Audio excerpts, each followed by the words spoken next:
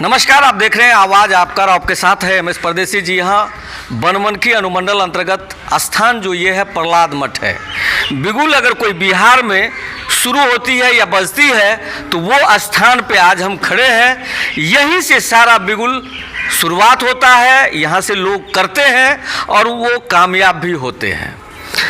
अभी का जो सिचुएशन है बिहार की राजनीति स्थिति, चूँकि आने वाले दिनों में चुनाव है 2024 में, उसके लिए कई ऐसे नेता हैं जो अपना अपना चाल जैसे ही चलते हैं, कोई घोड़ा, कोई फील, कोई वजीर, तो कहीं ना कहीं फेल कर रहे हैं। इसमें पिछा कौन रहा है? बिहार की जनता।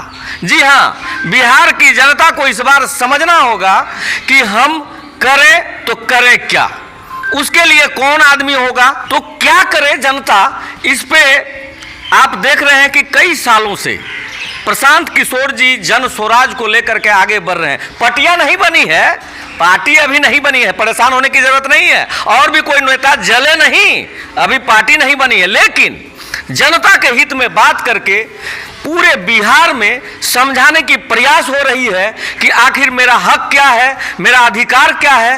वो सारा चीज ये लेके चल रहे हैं। उन्हीं के कुछ कार्यकर्ता यहाँ पर पहुँचे हुए हैं बनमनखी में, प्रहलाद मठ में। हम जानने का प्रयास करते हैं कि आज का मिशन क्या है और इतने लोग जो यहाँ पर आए हैं क्या कहना चाहते हैं, ये जानते हैं।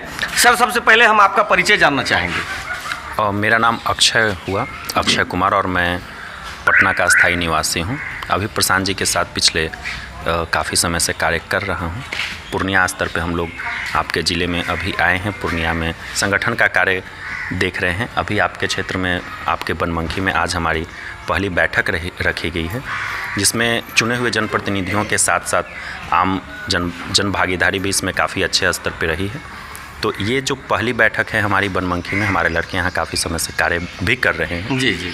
तो इस बैठक का आपका अगला सवाल होगा कि बैठक का मुख्य उद्देश्य क्या रहा? जी, तो इस बैठक का जो मुख्य उद्देश्य है, सबसे पहले तो कि हमारे साथ जो जनप्रतिनिधि लोग जुड़े हुए हैं, जो आमजन भी यहाँ पे भागीदारी रखे हैं इस बैठक में, उनको सबसे पहले प्रशांत किशोर जी के बारे में डिटेल में बताना, ताकि वो अब प्रशांत किशोर जी के बारे में जब ये बैठक ख़त्म हो 45 मिनट 1 घंटे के बाद, तो उनकी जो जानकारी हो प्रशांत को लेकर के, उसमें हम कम से कम दोगुने की बढ़ोतरी देख सकें। जन स्वराज जो हमारा संगठन है जी, उस संगठन के अंदर की जैसे जन स्वराज अभियान के बारे में उन्हें डिटेल में बताना कि हम क्या अभियान लेकर के चल रहे हैं, किस प्रकार से आने वाले जैसे आपने 24 के चुनाव की बात की, तो हम जो आमूलचूल परिवर्तन की बात करते हैं वो बिहार के स्तर पे जी।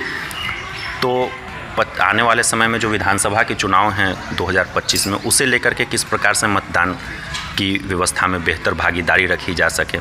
आने वाले समय में चूँकि प्रशांत किशोर जी पिछले 2 अक्टूबर 2022 से ही पदयात्रा पे निकले हुए हैं और इसी क्रम में उनका पूर्णिया में भी आगमन होगा, तो उस पदयात्रा में हमारी क्या भागीदारी रहेगी। उस पदयात्रा में प्रशांत जी जब इस क्षेत्र में आएंगे तो किन मुद्दों से उन्हें अवगत कराना चाहिए, या किन मुद्दों से हमारे जनप्रतिनिधि स्थानीय मुद्दे लेकर के उनसे मिलना चाहते हैं। यानी वही चीज़ का विश्लेषण करने आप लोग पहुँचे हैं यहाँ। और मोटा मोटी ये है कि अभी जो सिचुएशन है बिहार की, इस सिचुएशन में प्रशांत किशोर जी का मूल मोटो क्या है, क्या बिहार के लिए करना चाहते हैं, क्या आने वाले दिनों में 2024 में इनका पार्टी गठन होना है?